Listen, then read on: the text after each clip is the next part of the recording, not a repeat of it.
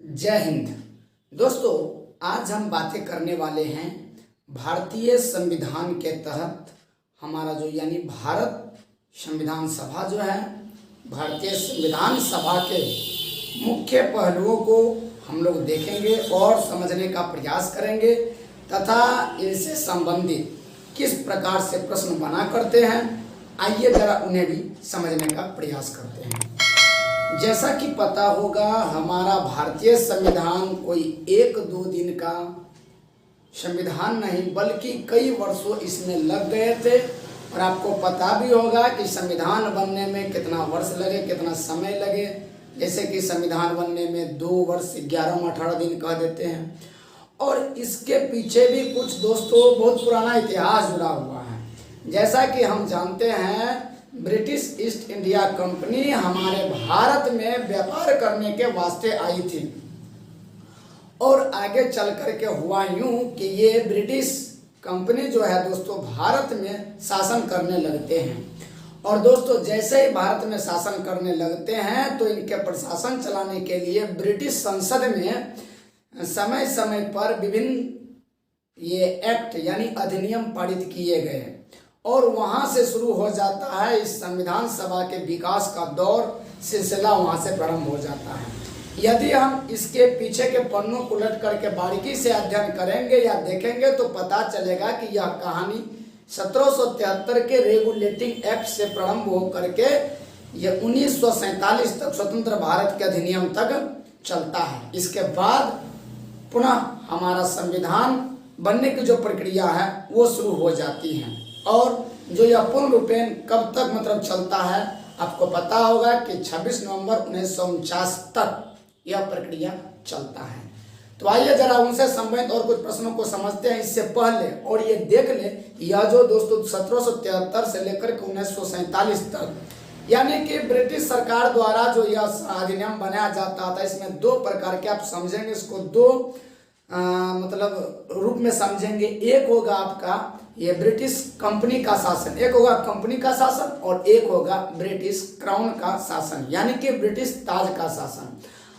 अब दोस्तों, ये 1773 से लेकर के 1853 के चार्टर अधिनियम तक यानी रेगुलेटिंग एक्ट से लेकर के 1853 के चार्टर अधिनियम तक के शासन को कहते हैं कंपनी का शासन। और 1858 के भारत शासन अधिनियम से लेकर के 1947 के स्वतंत्र भारत के अधिनियम तक को कहते हैं ब्रिटिश क्राउन का शासन। और दोस्तों, होता यूं है कि एक हमारे भारत में संविधान मतलब संविधान सभा के गठन से पहले होता है कि 1942 में यानी 1942 को होता है क्या कि कैबिनेट मिशन का आगमन होता है भारत में। और दोस्तों, कैबिनेट मिशन का आगमन भारत में जैसे ही होता है तो भारतवासियों के सामने एक मतलब प्रस्ताव रखा जाता है कि आप अपने लिए एक संविधान ये बनाइए। और ये दौर शुरू हो जाता है यहाँ से। और इसी के आधार पर देखते हैं, इसी के परिप्रेक्ष्य में देखते हैं तो कैबिनेट मिशन की संस्तुति के आधार पर यानी कि जुलाई 1946 को संविधान सभा का गठन किया जाता है। जो यहाँ हमने इस कॉन्सेप्ट के माध्यम से पूरे संविधान सभा के बारे में हम समझाने का प्रयास करेंगे दोस्तों। और उम्मीद होगी कि आपको समझ भी आएगी, भली बातें समझ आ जाएंगी और एक नए तरीका से हम लोग आइए समझने का प्रयास करते हैं। तो देखिए, संविधान सभा का गठन के बारे में देखते हैं तो कैबिनेट मिशन की संस्तुति के आधार पर गठन किया जाता है जुलाई 1946 को। अब दोस्तों, यहाँ पर हम ये इसको जरा हाईलाइट किए हैं कैबिनेट मिशन को, इसलिए कि कैबिनेट मिशन जैसे ही भारत में आते हैं तो आपको यह पता होना चाहिए कि कैबिनेट मिशन के सदस्य कौन थे। दोस्तों, यहाँ पर हमने दिखाया है कि कैबिनेट मिशन के 3 सदस्य वो हैं sir Stafford Cripps, lord Pethick Lawrence और एवी अलेक्जेंडर। क्या देखा कि कैबिनेट मिशन के सदस्य थे sir Stafford Cripps, lord Pethick Lawrence और इसके बाद देखें एवी अलेक्जेंडर। तो यहाँ तक हमने देख लिया। इसके बाद आगे देखते हैं तो संविधान सभा का सर्वप्रथम विचार किसके मतलब किसने प्रस्तुत किया था इस कैबिनेट मिशन के समक्ष। तो संविधान सभा जो है इसके गठन का सर्वप्रथम विचार यानी संविधान सभा का सर्वप्रथम विचार स्वराज पार्टी द्वारा प्रस्तुत किया जाता है 1924 में। और आपको ये बता दें कि संविधान सभा का पहली बैठक जो होती है वो संविधान सभा की पहली बैठक 9 दिसंबर 1946 को होती है। और ये पहली बैठक 9 दिसंबर 1946 को कहाँ होती है? तो ये नई दिल्ली के कौंसिल चैम्बर अवस्थित पुस्तकालय भवन में होती है। दोस्तों, क्योंकि आपको पता होगा कि आजकल जो परीक्षाएं हो रही हैं, यहाँ प्रश्न पूछने का ट्रेंड बिल्कुल बदल चुका है, तो इस परिप्रेक्ष्य में हमें बारीकी से अध्ययन करना जायज बनता है। इसलिए हमने यहाँ ये जगह का नाम भी लिख दिया ताकि हो न हो कहीं यदि एग्जाम में ऐसे प्रश्नों से मुलाकात हो जाएगी तो वहाँ पर जवाब देने में हम लोग कामयाब रहेंगे। तो क्या देगा कि संविधान सभा की पहली बैठक 9 दिसंबर 1946 को नई दिल्ली के कौंसिल चैम्बर अवस्थित पुस्तकालय भवन में हुई थी। और इसी पहली बैठक में यानी 9 दिसंबर 1946 को डॉक्टर सच्चिदानंद सिन्हा जो अस्थायी अध्यक्ष के तौर पर नियुक्त होते हैं। और इसके बाद दोस्तों 2 दिन बाद देखते हैं तो 11 दिसंबर 1946 को डॉक्टर राजेंद्र प्रसाद संविधान सभा के अस्थायी अध्यक्ष नियुक्त होते हैं। और ठीक 2 दिन बाद देखेंगे यानी 13 दिसंबर 1946 को, तो 13 दिसंबर 1946 को जवाहरलाल नेहरू द्वारा एक उद्देश्य प्रस्ताव पेश किया गया। और दोस्तों यही उद्देश्य प्रस्ताव आज किसका अंग बना हुआ है? हमारे भारत के संविधान के उद्देश्य का यानी कि प्रस्तावना का एक भाग है। तो आप यहाँ भली भांति समझ गए। क्या समझे कि संविधान सभा का पहली बैठक 9 दिसंबर 1946 को नई दिल्ली के कौंसिल चैम्बर अवस्थित पुस्तकालय भवन में किया गया। और इसी 9 दिसंबर 1946 के पहली बैठक में डॉक्टर सच्चिदानंद सिन्हा अस्थायी अध्यक्ष के तौर पर नियुक्त होते हैं। और ठीक 2 दिन बाद यानी कि 11 दिसंबर 1946 को डॉक्टर राजेंद्र प्रसाद संविधान सभा के अस्थायी अध्यक्ष के तौर पर नियुक्त होते हैं। और ठीक 2 दिन बाद यानी 13 दिसंबर 1946 को जवाहरलाल नेहरू द्वारा एक उद्देश्य प्रस्ताव पेश किया जाता है। दोस्तों यहाँ हम एक बातें बता दें, डॉक्टर सच्चिदानंद सिन्हा और डॉक्टर राजेंद्र प्रसाद ये दोनों बिहार से संबंध रखने वाले हैं। तो देखिए बिहार का स्थान कहाँ है, आप यहाँ ये समझ गए हैं। दोस्तों यदि बिहार से संबंधित कोई परीक्षाएं होती हैं जैसे कि बीपीएससी हो गई, बिहार ऐसा हो गई, यहाँ पर एक प्रश्न आपको दे सकता है कि डॉक्टर सच्चिदानंद सिन्हा किस राज्य से संबंध रखते हैं, तो आप वहाँ पर जवाब दीजिएगा कि बिहार से। और मिक्स करके दे सकता है, जैसे डॉक्टर सच्चिदानंद सिन्हा हो गया, डॉक्टर राजेंद्र प्रसाद हो गया, पंडित जवाहरलाल नेहरू हो गया, तो उस दरमियान आप ध्यान रखिएगा कि डॉक्टर सच्चिदानंद सिन्हा ये बिहार से संबंध रखने वाले हैं। यहाँ तक हमने समझ लिया। अब दोस्तों जैसे ही संविधान सभा का गठन हो गया तो इसमें यह बातें रखी गई कि संविधान सभा के लिए सदस्यों की संख्या निर्धारित की जाए। तो संविधान सभा के लिए जिस समय गठन किया गया, संविधान सभा के लिए सदस्य की संख्या निर्धारित की गई 389। आप यहाँ देख सकते हैं कि संविधान सभा के सदस्यों की संख्या 389 निर्धारित की गई। और दोस्तों इन 389 को हम लोग 2 भाग में डिवाइड करेंगे। क्या है? इसलिए कि एक आपका हो जाता है ब्रिटिश भारत और एक हो जाता है देसी रियासत। देसी रियासत कहने का मतलब है यानी तात्पर्य है कि राजे रजवाड़े कुछ हुआ करते थे जिस पर कंट्रोल ब्रिटिश सरकार का नहीं था। इस पर हमारे भारत के राजे रजवाड़े का शासन हुआ करता था।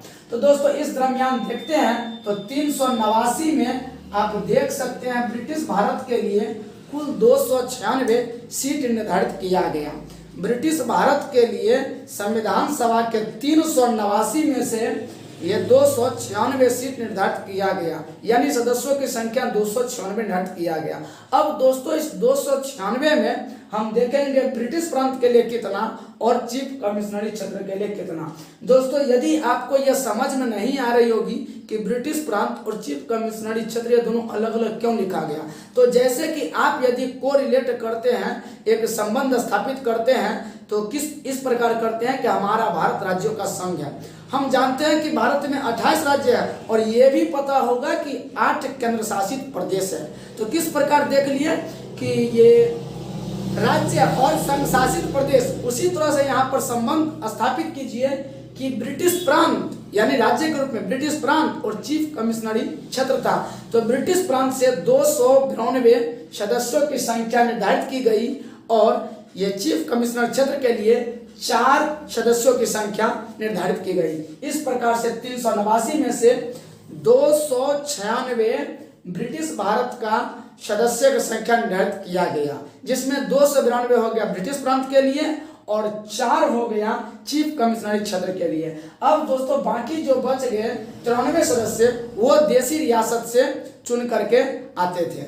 ये आपका था संविधान सभा के सदस्यों की निर्धारित संख्या जिस समय संविधान सभा का गठन किया गया। एक बार और देख लीजिए कि संविधान सभा के सदस्यों की संख्या निर्धारित की गई 389, जिसमें से 296 ब्रिटिश भारत से सदस्य चुन करके आते थे और ये 93 सदस्य देशी रियासत से चुन करके आते थे। अब 296 ब्रिटिश भारत में ब्रिटिश प्रांत के लिए 292 सदस्य चुन करके जाते थे और चीफ कमिश्नर क्षेत्र से 4 सदस्य चुन करके जाते थे। दोस्तों अब आगे देखते हैं तो संविधान सभा में देखते हैं तो मिशन यानी कैबिनेट मिशन की योजना के अनुसार चुनाव होता है जुलाई 1946 में। और दोस्तों जैसे ही जुलाई 1946 में ये चुनाव होता है तो ब्रिटिश भारत के लिए जो 296 संख्या निर्धारित की गई, इसमें से देखेंगे तो कांग्रेस को 208 सीटें मिली, मुस्लिम लीग को 73 सीटें मिली और अन्य यानी अदर या फिर जो स्वतंत्र पार्टीज होंगे उनको 15 सीट मिली। यानी जुलाई 1946 में जो चुनाव हुआ ब्रिटिश प्रांत के लिए जो निर्धारित सदस्य था 296 चुनाव हुआ, इसमें कांग्रेस के सदस्यों की संख्या 208 थी, मुस्लिम लीग के सदस्यों की संख्या 73 थी और अन्य की संख्या 15 थी। अब दोस्तों इसी पे यदि हम सांप्रदायिक आधार पर देखते हैं यानी धर्म के आधार पर देखते हैं तो आप यहाँ देख सकते हैं कि सामान्य की संख्या 213 थी, मुसलमान के सदस्यों की संख्या 79 थी और सिख की संख्या 4 थी। यानी कहने का मतलब है कि मिशन योजना के अनुसार जब जुलाई 1946 में संविधान सभा का चुनाव हुआ तो उसमें ये ब्रिटिश प्रांत से जो चुन कर आए थे सांप्रदायिक आधार पर सामान्य के सदस्यों की संख्या 213 थी, मुसलमान के सदस्यों की संख्या 79 थी और सिखों की संख्या कितना थी? 4 थी। ये देख लिए। इसी दरमियान दोस्तों आप ये भी देख लीजिए कि संविधान सभा में जो भी प्रतिनिधि मतलब निर्वाचित हुए थे उसमें 33 अनुसूचित जनजाति सदस्य थे और 15 महिला सदस्य थी। संविधान सभा का जब चुनाव हुआ जुलाई 1946 में तो इसमें जो प्रतिनिधि चुन करके आए थे उनमें से 33 सदस्य अनुसूचित जनजाति थे और 15 सदस्य महिला थी। ये हमने देख लिया। अब दोस्तों आगे देखते हैं तो संविधान सभा 22 जनवरी 1947 को जब उद्देश्य प्रस्ताव स्वीकृत कर लेती है तो उद्देश्य प्रस्ताव स्वीकृत करने के बाद संविधान सभा यही 22 जनवरी 1947 को संविधान के निर्माण के लिए विभिन्न समिति का गठन करती है। वो विभिन्न समिति कौन है? तो संचालन समिति, संघीय संविधान समिति, प्रांतीय संविधान समिति, प्रारूप समिति, संघ शक्ति समिति, मौलिक अधिकार अल्पसंख्यक संबंधी परामर्श समिति और राष्ट्र ध्वज संबंधी तदर्थ समिति। दोस्तों इसी में जितना भी समिति है इसका अध्यक्ष हमने दिखाने का प्रयास किया है। एज दैट आप देख सकते हैं तो संचालन समिति के अध्यक्ष थे कौन? डॉक्टर राजेंद्र प्रसाद। संघीय संविधान समिति के अध्यक्ष थे पंडित जवाहरलाल नेहरू। प्रांतीय संविधान समिति के अध्यक्ष थे सरदार वल्लभ भाई पटेल। प्रारूप समिति के अध्यक्ष थे डॉक्टर भीमराव अम्बेडकर। संघ शक्ति समिति के अध्यक्ष थे पंडित जवाहरलाल नेहरू। मौलिक अधिकार तथा अल्पसंख्यक संबंधी परामर्श समिति के अध्यक्ष थे सरदार वल्लभ भाई पटेल और राष्ट्र ध्वज संबंधी तदर्थ समिति के अध्यक्ष थे डॉक्टर राजेंद्र प्रसाद। दोस्तों यदि आप इस पर गौर कीजिएगा मौलिक अधिकार और अल्पसंख्यक संबंधी परामर्श समिति पर तो इसके 2 उप समिति थी, एक मौलिक अधिकार उप समिति और एक अल्पसंख्यक उप समिति। मौलिक अधिकार उप समिति के अध्यक्ष थे जेबी कृपलानी और ये अल्पसंख्यक समिति के अध्यक्ष थे एच.सी. मुखर्जी। दोस्तों यहाँ मौलिक अधिकार समिति के अध्यक्ष जेबी कृपलानी जो थे, ये सुचेता कृपलानी के हस्बैंड थे, यानी जीवन साथी। इसके जेबी कृपलानी की जीवन साथी कौन थी? तो सुचेता कृपलानी।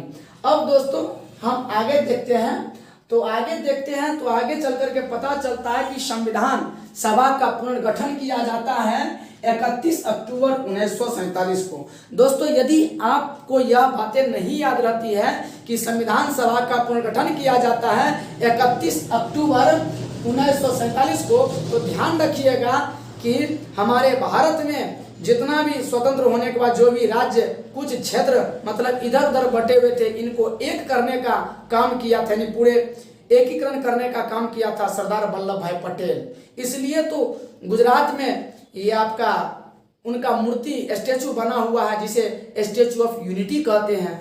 तो यानी सरदार वल्लभ भाई पटेल का जन्मदिन है, यानी जन्मतिथि है, यानी जयंती मनाया जाता है 31 अक्टूबर। तो संविधान सभा का पुनर्गठन किया जाता है 31 अक्टूबर 1947 को। दोस्तों आपको एक बातें हम बता दें कि आप डेट या फिर ईस्वी याद रखने का तरीका एक ही, आप इस प्रकार से याद कर सकते हैं, किसी एक दूसरे प्रश्नों के साथ इंटरलिंकिंग करके याद कीजिएगा तो बिल्कुल याद हो जाएगा। तो इस प्रकार क्या देखा हमने कि 31 अक्टूबर 1947 को संविधान सभा का पुनर्गठन किया जाता है और इसमें सदस्यों की संख्या निर्धारित किया जाता है 299। 299 जब ये संविधान सभा के सदस्यों की संख्या निर्धारित किया जाता है, इसमें ब्रिटिश भारत के लिए 229 सदस्य निर्धारित किया जाता है और 70 देशी रियासत के लिए मतलब ये नियत किया जाता है, निर्धारित किया जाता है। उससे पहले एक और देख लेते हैं, जैसे हम देखे थे कि संविधान सभा का जब गठन हुआ था तो उसमें सदस्य की संख्या 389 निर्धारित किया गया था। और एक और देखिए 3 जून 1947 को सदस्य की संख्या निर्धारित किया जाता 324। पहले 389 फिर 324 निर्धारित किया गया, जिसमें ब्रिटिश भारत के लिए 235 सदस्यों की संख्या निर्धारित किया गया और 89 देशी रियासत के लिए। इसके बाद 31 अक्टूबर 1947 को जैसे ही पुनर्गठन किया जाता है तो अब सदस्यों की संख्या निर्धारित किया जाता है 299, जिसमें ब्रिटिश भारत के लिए कितना निर्धारित किया जाता है 229 और 70 निर्धारित किया जाता है देशी रियासत के लिए।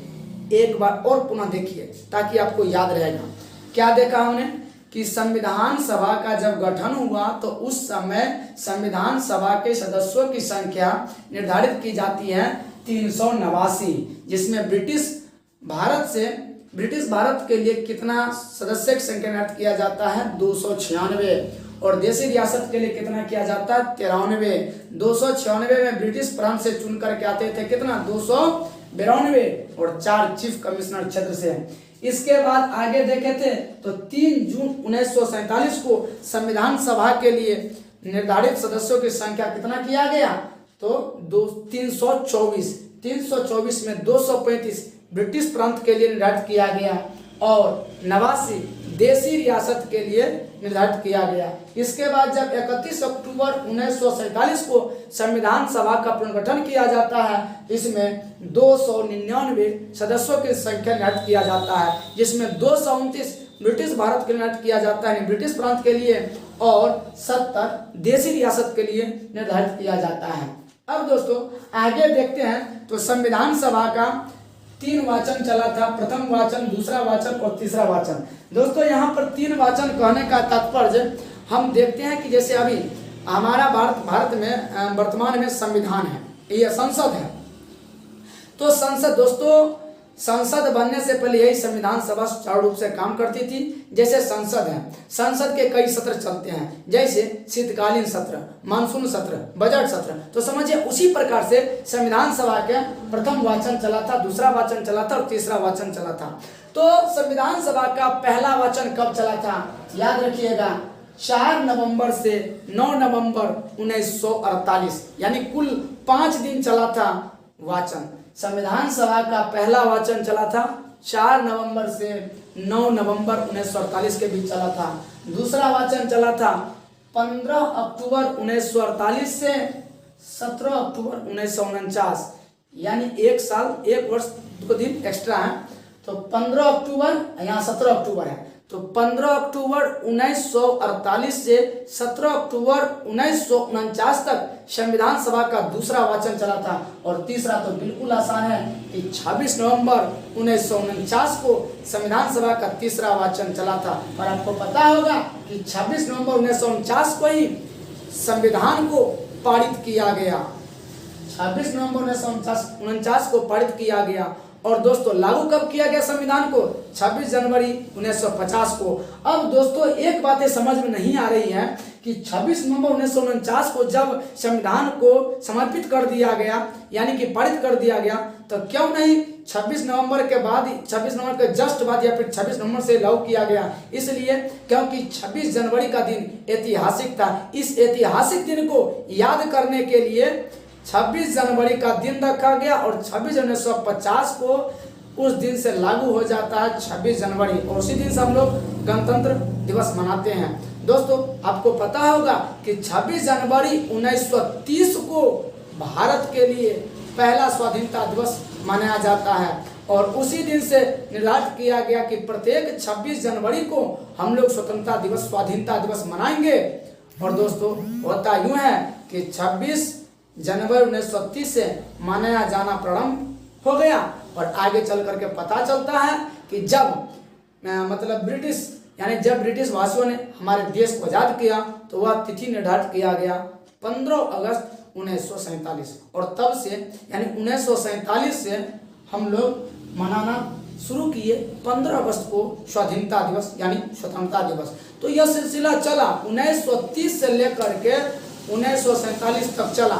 लेकिन जैसे ही ब्रिटिश वासियों ने 15 अगस्त 1947 को हमारा देश आज़ाद घोषित कर दिया, तो उस दिन से हम लोग 15 अगस्त तो स्वतंत्रता दिवस मना रहे थे। लेकिन 26 जनवरी एक विराम पड़ गया था, खाली पड़ गया था। इसलिए इस 26 जनवरी के तिथि को भरने के लिए हमने यहाँ पर पहला गणतंत्र दिवस मनाया। और उसको हम अपने दिलों में या फिर हृदय में संजोए रखने के लिए वह दिन निर्धारित किया गया संविधान लागू का 26 जनवरी 1950। आप समझ गए होंगे यहाँ। तो याद हो गया होगा कि संविधान सभा का पहला वाचन 5 दिनों का था, यानी 4 नवंबर से 9 नवंबर 1948 के बीच चला था। संविधान सभा का दूसरा वाचन चला था 15 अक्टूबर 1948 से 17 अक्टूबर 1949 तक। और संविधान सभा का तीसरा वाचन चला था 26 नवंबर 1949 को। अब दोस्तों जैसा कि हमने यहाँ पर देखा था, संविधान सभा की पहली बैठक 9 दिसंबर 1946 को हुई थी। तो यहाँ देखेंगे संविधान सभा की अंतिम बैठक 24 जनवरी 1950 को। अब दोस्तों संविधान सभा की अंतिम बैठक कर रहे हैं 24 जनवरी 1950 को। और ऑप्शन में कहीं यदि आपको दे दे 26 नवंबर 1949 को, कंफ्यूज मत होइएगा। क्यों? क्योंकि हमारा जब संविधान बन गया, जब पारित हो गया संविधान, तो इस संविधान का कोई मालिक होना चाहिए। और दोस्तों आपको यह बात ध्यान में रखना होगा कि संविधान का मालिक मतलब प्राप्त हुआ, हमारे संविधान को मालिक मिल गया 26 जनवरी 1950 को। हम ऐसा क्यों बोले हैं कि संविधान का मालिक मिल गया? मतलब क्या कि संविधान का मालिक किसे कह रहे हैं हम? तो भारत के राष्ट्रपति को। और संविधान का रक्षक, संविधान का प्रहरी किसे कहेंगे? तो संविधान का रक्षक कहेंगे सर्वोच्च न्यायालय को, सुप्रीम कोर्ट को। तो यही दिन है दोस्तों 24 जनवरी 1950 को डॉक्टर राजेंद्र प्रसाद भारत के पहले राष्ट्रपति नियुक्त होते हैं। तो आप ध्यान रखिएगा, संविधान सभा की अंतिम बैठक 24 जनवरी 1950 को हुआ था, जिसमें डॉक्टर राजेंद्र प्रसाद भारत के पहले राष्ट्रपति हुए थे। अब दोस्तों प्रश्न यदि बनेगा कि भारत के पहले राष्ट्रपति डॉक्टर राजेंद्र प्रसाद राष्ट्रपति पद को कब सुशोभित करते हैं, एक आपका डेट ये दे देगा 24 जनवरी 1950 और एक दे देगा 15 अगस्त 1947। कभी भी भूल से भी 15 अगस्त 1947 यानी कि देश आज़ादी समझ करके उस पर टिक नहीं लगाइएगा। याद रखिएगा 26 जनवरी से 2 दिन पहले यानी कि 24 जनवरी 1950 को ही राजेंद्र प्रसाद भारत के पहले राष्ट्रपति नियुक्त होते हैं। तो यह आपको समझ में आ गया होगा। अब दोस्तों यहाँ पर देखते हैं कि संविधान सभा जो है दोस्तों, राष्ट्रमंडल में भारत की सदस्यता का सत्यापन कब किया जाता है? संविधान सभा में मई 1949। अब दोस्तों यहाँ पर राष्ट्रमंडल है, राष्ट्रमंडल किसे समझेंगे? राष्ट्रमंडल यानी अंग्रेजी में कहते हैं कॉमनवेल्थ। तो दोस्तों आपको बता दें, राष्ट्रमंडल सदस्य जो होंगे, राष्ट्रमंडल में कई सारे देश आते हैं, तो राष्ट्रमंडल के सदस्य देश वह होंगे जो एक समय में मतलब किसी अन्य देश, यूरोपीय देश का गुलाम रहा था। जो भी देश है जो यूरोपीय देश का गुलाम रहा था, उन सभी देशों का एक समूह है जो राष्ट्रमंडल कहलाता है। तो आप समझ गए, यानी राष्ट्रमंडल में भारत की सदस्यता का सत्यापन संविधान सभा कब किया था? तो मई 1949 में। और कुछ मुख्य पहलू को देखते हैं तो दोस्तों यहाँ आप देख सकते हैं कि संविधान सभा ने 22 जुलाई 1947 को राष्ट्रध्वज को अपनाया था। यानी राष्ट्रध्वज तिरंगा जो है ट्राइकॉलर, इसे कब अपनाया गया संविधान सभा द्वारा? तो 22 जुलाई 1947 को। समझ में आ गया होगा कि संविधान सभा द्वारा 22 जुलाई 1947 को राष्ट्रध्वज को अपनाया गया और 24 जनवरी 1950 को राष्ट्रगान अपनाया गया तथा 26 जनवरी 1950 को राष्ट्रगान को संविधान सभा अपनाया। क्या देखा हमने कि संविधान सभा ने 22 जुलाई 1947 को राष्ट्रध्वज को अपनाया और संविधान सभा ने 24 जनवरी 1950 को राष्ट्रगान अपनाया तथा 26 जनवरी 1950 को राष्ट्रगीत अपनाया। और आपको यह बात तो ध्यान में ही होगा कि 26 नवंबर 1949 को संविधान सभा ने संविधान को पारित किया।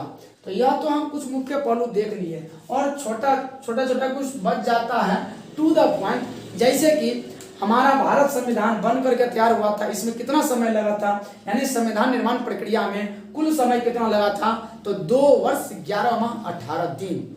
2 वर्ष 11 माह 18 दिन लग गया था संविधान बन करके तैयार होने में। और ये संविधान बनने में कुल कितना खर्च हुआ, इस पर कितना खर्च हुआ? तो याद रखिएगा 63,96,729 रुपया। कितना खर्च हुआ? 63,96,729 रुपया खर्च हुआ। और संविधान प्रारूप पर बहस कितना? 114 दिन। यानी संविधान प्रक्रिया, निर्माण प्रक्रिया में जो है ये प्रारूप, उसका जो रूप होता तैयार करने में कौन सा विधि आना चाहिए, नहीं आना चाहिए, इस पर बहस चला था। कितना? 114 दिन तक बहस चला था। जैसे आपको पता होगा कि संसद के 2 सदन है, लोकसभा राज्यसभा, इसमें भी बहस चलती है, जो भी विधि प्रक्रियाएं होती है वहां भी बहस चलती है। अब दोस्तों यह बात बता दे, 26 नवंबर 1949 को जिस समय हमारा संविधान यानी ये अधिनियमित किया गया, यानी क्या इसे पारित कर दिया गया, तो उस समय अनुच्छेद की संख्या 395 थी और 22 भाग थे तथा 8 अनुसूचियां थी। लेकिन अब देखते हैं 395 अनुच्छेद और 22 भाग तथा 12 अनुसूचियां हैं। दोस्तों यदि आप काउंटिंग के आधार पर देखिएगा तो 450 मतलब अनुच्छेद मिलेंगे, जिसमें अब 450 कैसे हो गया? 395 तो अनुच्छेद है ही, अभी भी 395 अनुच्छेद है, लेकिन वही उसका कुछ उपभाग दिखाया, जैसे किसी का A B C का ख ग इस तरह से दिखाया गया। जैसे अनुच्छेद 19 का A B C D E अब जैसे करके है, तो ये हो गया। अब दोस्तों ये 26 नवंबर 1949 को मतलब जिस समय ये संविधान पारित किया गया यानी समर्पित किया गया, उसी दिन से यानी 26 नवंबर 1949 से ही कुल 15 अनुच्छेद ऐसे हैं जो परिवर्तित हो गया, मतलब उसी दिन से लागू हो गया, और बाकी जो अनुच्छेद थे वह 26 जनवरी 1950 से लागू हुआ। तो इस कड़ी में हम देखने का प्रयास करेंगे कि वह कौन से 15 अनुच्छेद थे जो 26 नवंबर 1949 से ही लागू था। तो आप देखिए अनुच्छेद 5, 6, 7, 8, 9, 60, 324, 366, 367, 379, 380, 388, 391, 392, 393। दोस्तों यहाँ पर तो हम स्पीडली बोलते चले गए, लेकिन आपको समझ में नहीं आया, तो आइए जरा हम लोग समझने का प्रयास करते हैं। कौन से वो 15 अनुच्छेद है, इस प्रकार याद कीजिए 5, 6, 7, 8, 9। सबसे पहले तो यह याद कर लीजिए कि अनुच्छेद 5, 6 7 8 9। यदि यह आपको याद हो गया तो इसके बाद याद कीजिए आप 60, फिर याद कीजिए 3 × 24। तो कौन कौन हो गए अनुच्छेद? 5 6 7 8, फिर 9, इसके बाद बोले थे 60, फिर बोले थे 324। इसके बाद दोस्तों याद रखिएगा 366 और 367 दोनों एक साथ है, इसलिए यहाँ पर स्टॉप लेकर हम लोग ये पढ़ेंगे 366 और 367। तो इस प्रकार 15 अनुच्छेद में कुछ अनुच्छेद अभी देखने का प्रयास किया। क्या क्या देखा हमने? अनुच्छेद संख्या 5 6 7 8 9, फिर क्या देखा हमने? 60, फिर क्या देखा? 324, इसके बाद क्या देखा? 366 और 367। इसके बाद दोस्तों 367 हो गया। अब याद कीजिएगा 379 और 380, 379 और 380 हो गया। क्या देखा? 5 6 7 8 9, फिर देखा 60 324, इसके बाद क्या देखा? 366 367, इसके बाद क्या देखा? 379 और 380। इसके बाद दोस्तों 388 याद कर लीजिए, तो 388 हो गया। इसके बाद 391 392 393, 388 के बाद 391 392 393। तो क्या देखा कि जिस समय हमारा संविधान यानी भारतीय संविधान पारित किया गया उसी दिन से 15 अनुच्छेद जो लागू रहा वह 15 अनुच्छेद कौन था? 5 6 7 8 9 60 324 366 और 367, इसके बाद 379 और 380, इसके बाद 388, इसके बाद 391 392 और 393। तो दोस्तों इस प्रकार से हमने कॉन्सेप्ट मैप के माध्यम से भारतीय संविधान सभा एक झलक समझने का प्रयास किया। उम्मीद है दोस्तों कि आपको यह बातें समझ में आई होंगी। एक दो बार यदि आप इसे देख लेते हैं तो बिल्कुल आपको पूरे समझ में आ जाएंगी और आप परीक्षा में जो भी इससे संबंधित प्रश्न आते हैं वहां देने में आप निपुण होंगे, कामयाब होंगे। तो दोस्तों पुनः मिलते हैं आपसे अगले वीडियो में, तब तक के लिए जय हिंद।